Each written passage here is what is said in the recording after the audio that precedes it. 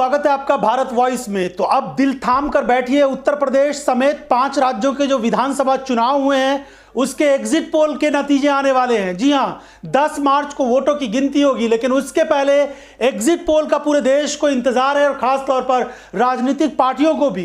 Bharatiya Janata party की लुटिया डूबने वाली है इस 5 राज्यों के विधानसभा चुनाव के जो परिणाम आने वाले हैं। लेकिन एग्जिट पोल के नतीजे क्या आएंगे, टेलीविजन चैनल्स पर लगभग 7 बजे के बाद ये सारे आंकड़े आना शुरू हो जाएंगे। चुनाव आयोग की तरफ से कुछ पाबंदियों की वजह से ये इस समय आएगा, लेकिन बड़ी बात यह है कि इस एग्जिट पोल के नतीजे क्या आएंगे, क्योंकि इसके पहले यानी चुनाव के पहले जिस तरीके से ओपिनियन पोल्स आते थे उसमें भारतीय जनता पार्टी को भारी बढ़त दिखाया जाता था। सब जानते हैं कि न्यूज चैनल्स वाले किस तरीके से भारतीय जनता पार्टी को बढ़ा चढ़ाकर सीटें देते थे और वोटरों के अंदर एक असमंजस की स्थिति पैदा हो जाती थी। लेकिन इस बार अब एग्जिट पोल के आंकड़े आने वाले हैं और वो बताएंगे कि 10 मार्च को क्या जो एग्जिट पोल के आंकड़े आए हैं उसी हिसाब से परिणाम आ रहे हैं या नहीं। लेकिन इस बार यह कहा जा रहा है कि जो एग्जिट पोल है वो लगभग सही आंकड़ा पेश करने वाला है। तो कई न्यूज चैनल्स और मीडिया एजेंसीज हैं जिन्होंने एग्जिट पोल के लिए अपना पूरा आंकड़ा जुटाया है और वो थोड़ी देर बाद हम भी आपको दिखाएंगे कि किस किस न्यूज चैनल्स ने और किस किस सर्वे एजेंसी ने ये आंकड़े आप तक पहुंचाने की कोशिश की है और वो किस तरह के आंकड़े हैं। लेकिन बड़ी बात यह है कि अभी से ही ये बात कहा जा रहा है कि जिन 5 राज्यों में विधानसभा चुनाव हुए हैं उनमें 4 में तो भाजपा की लुटिया डूब चुकी है। पंजाब में भाजपा बुरी तरीके से पस्त होने वाली है, मणिपुर की स्थिति उसी तरह की स्थिति है, गोवा में भाजपा की हालत खराब है और उत्तराखंड में भी भाजपा हार रही है। लेकिन उत्तर प्रदेश में क्या भाजपा को करारी हार मिलेगी या फिर किसी तरह से इस तरह की स्थिति बनने वाली है जिसमें भाजपा और समाजवादी पार्टी की बराबर की सीटें हो सकती है। वैसे उत्तर प्रदेश में इस बार जो विधानसभा चुनाव हुआ है उसमें भारतीय जनता पार्टी के लिए हर तरफ से नकारात्मक खबरें ही आई है। चुनाव के दौरान मीडिया में भले ही भाजपा को बढ़ा चढ़ाकर सीटें दी गई हो और भाजपा के बारे में यह कहा गया हो कि भारतीय जनता पार्टी पूर्ण बहुमत के साथ सरकार बनाएगी, लेकिन जमीन पर जो स्थिति रही है वो भाजपा के बिल्कुल विपरीत रही है। चाहे वो आवारा पशुओं का मामला रहा हो, महंगाई का मामला रहा हो, बेरोजगारी का मामला रहा हो, छात्रों पर लाठीचार्ज करने का मामला रहा हो, महिलाओं के लिए असुरक्षा का मामला रहा हो, इन तमाम चीजों को लेकर लोगों ने उत्तर प्रदेश में वोट किया है। तो फिर आखिर नतीजे उसी तरह के क्यों नहीं आएंगे? क्यों जनता ने पूरी तरीके से योगी आदित्यनाथ को और नरेंद्र मोदी को एक के बाद एक इस तरह की बातें कही जिससे साफ दिखा उत्तर प्रदेश में कि लोगों के अंदर इन दोनों को लेकर जबरदस्त नाराजगी है।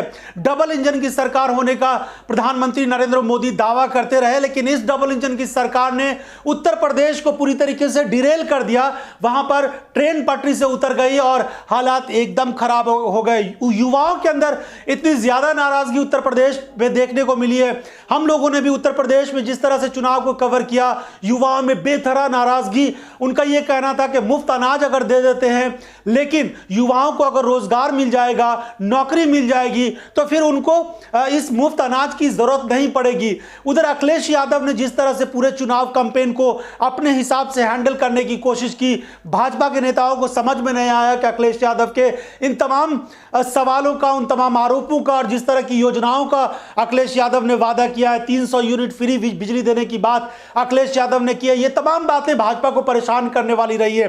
भाजपा की रैलियों में हमने देखा लोगों के अंदर उत्साह नजर नहीं आया। प्रधानमंत्री नरेंद्र मोदी की रैलियों में भी लोगों के अंदर उत्साह नजर नहीं आ रहा था। खाली कुर्सियों से प्रधानमंत्री नरेंद्र मोदी परेशान नजर आए। कई जगह पर पीएम मोदी को अपनी रैलियां कैंसिल करनी पड़ी, उप मुख्यमंत्री को रैली कैंसिल करनी पड़े, सीएम योगी आदित्यनाथ को अपनी रैली कैंसिल करनी पड़ी क्योंकि वहां पर लोग नहीं पहुंच पा रहे थे उनको सुनने के लिए। लेकिन अखिलेश यादव के बारे में उत्तर प्रदेश में ऐसा कहीं से कोई खबर नहीं आई जहां पर यह कहा गया हो कि अखिलेश यादव की रैली कैंसिल हो गई क्योंकि वहां पर मौसम खराब है, धूप नहीं निकली, या फिर बहुत सारे और भी नए नए बहाने बनाकर रैली कैंसिल किए गया। उल्टे यह हुआ कि उत्तर प्रदेश में अखिलेश यादव की जहां पर भी रैलियां हुई हैं वो तमाम रैलियां सुपर हिट रही हैं और लोगों का उत्साह देखते ही बन रहा था।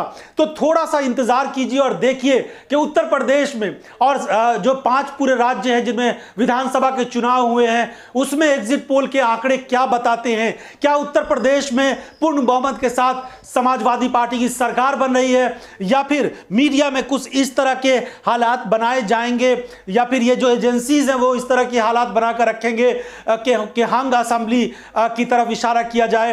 क्योंकि भाजपा की हालत खराब है ये सब जानते हैं, लेकिन कहीं ना कहीं सर्वे में या जिस तरह के एग्जिट पोल आएंगे उसमें थोड़ा सा ये दर्शाने की बहुत सारे चैनल्स कोशिश करेंगे कि वहां पर भाजपा भी टक्कर में है या भाजपा की सरकार आ रही है। लेकिन तमाम जो आंकड़े आएंगे अलग अलग एजेंसीज के, उन सब आंकड़ों को देखकर एक विश्लेषण करना होगा और वही विश्लेषण हम आपको बताएंगे कि किस तरह से उत्तर प्रदेश में जो एग्जिट पोल आ रहा है उसके आंकड़े आ रहे हैं। क्योंकि 10 मार्च को जब इसी आंकड़े को आप टैली करेंगे तो आपको लगेगा कि हाँ यही सही आंकड़ा था।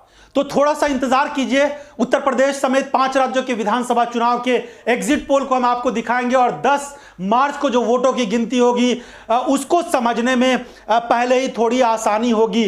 वैसे ये जरूर है कि भारतीय जनता पार्टी के लिए आने वाला एग्जिट पोल हो या फिर 10 मार्च के मतगणना का दिन हो वो बहुत भारी पड़ने वाला है। फिलहाल हमें इजाजत दीजिए, बहुत बहुत धन्यवाद।